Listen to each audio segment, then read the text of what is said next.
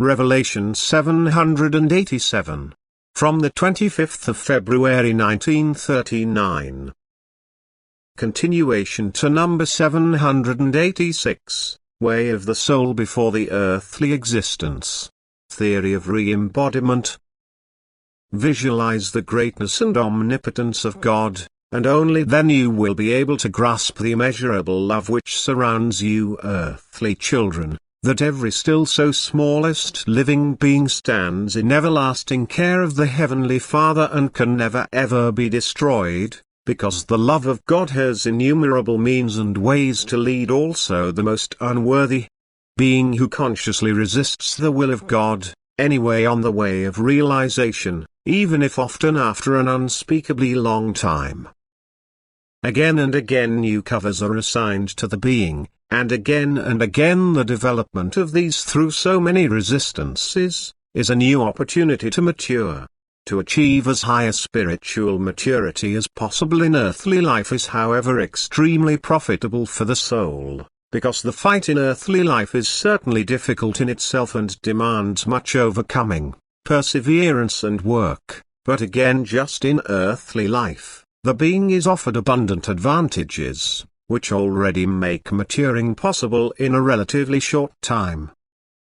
But where the will of the human being is blatantly opposed to the help offered to him, the perfection is questionable, and often even regression is to be registered.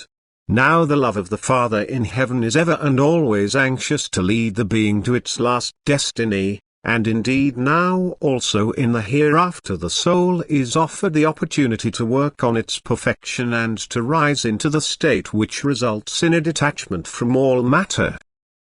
This is a far more difficult beginning in a world where everything tangible exists only in the imagination of the being, where the soul is, as it were, still entangled in all desires and worldly cravings, where it is exposed to all hostilities of such kind and cannot free itself from them by its own strength, where all desires, which contributed to the fulfillment of earthly cravings in earthly life, now become a torment, since they can no longer be fulfilled and cause this agonizing state for the soul until it consciously turns away from it and feels a desire for purely spiritual enjoyment.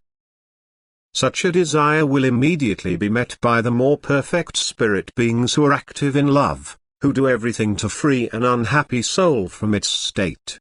The soul will be helped immediately, only its will must have become active independently and turn away from what still connects it with earthly and worldly desire. Where and how this reshaping of the beings happens, has still been a cause of dispute for people, concerning the re-embodiment on earth.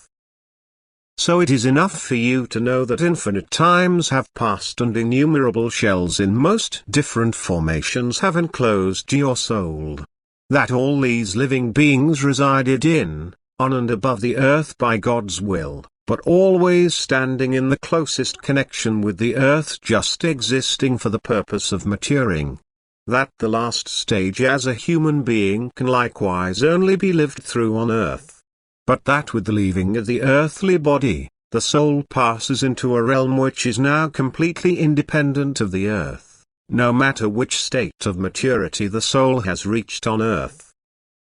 For their further development there are the most unthinkable opportunities also outside of this earth, and once the soul has left its physical earthly shell and the millennia-long stay on earth has not brought it the last maturity, then such an unspeakably difficult struggle begins in the hereafter.